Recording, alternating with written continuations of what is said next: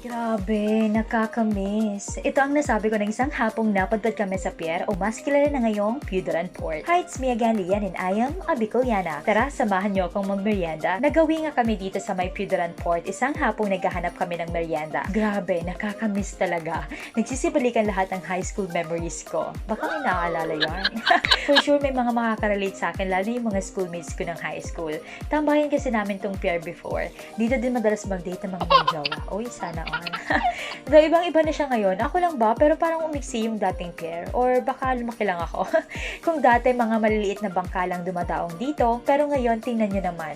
May roro na dito na nagbabiyahe papuntang Masbate. Love it. Sa gilid minsan may mga makikita kang bus papuntang Manila na nakaabang na sa mga pasahero ng roro. Nagsisilikihan din ang truck at sasakyan na naisasakay dyan. Amazing, right? I haven't tried sailing sa roro actually. Matry nga minsan papuntang Masbate, ganun. So yung mga nagbabalag dyan mag-Masbate, other option tong port namin sa port ng Sorsogon. May mga inn or transient din dito malapit kung kakailanganin nyo ng matutulugan tulad ng Antonina Inn na walking distance lang dito sa pier. So ayan nga, madami mga nagbebenta ditong isaw, dugo, balot at kung ano-ano pa. Nasa 5 pesos per stick halos lahat ng benta nila dito. Sa juice naman, pwedeng 5 or 10 piso. Diba, sa murang halaga, solve na ang merienda mo. Ang sarap mag-food trip dito, lalo na kung ang view mo ay dagat. Nakaka-relax dito tumambay o sumaglit sa hapon kasi ang ganda ng sunset. Look at that pink skies. Hindi lang na-justify ng camera ko. Mas lumawak and mas umayos na din ang fishport dito in fairness. Dito ang bagsakan ng mga isda na tinitinda sa palengke at ini-import sa iba't ibang lugar. Sa ilang beses din na nagpunta kami dito para magmerienda, laging meron mga nag-zumba sa harap nitong fishport. Nakakatuwa silang panoorin.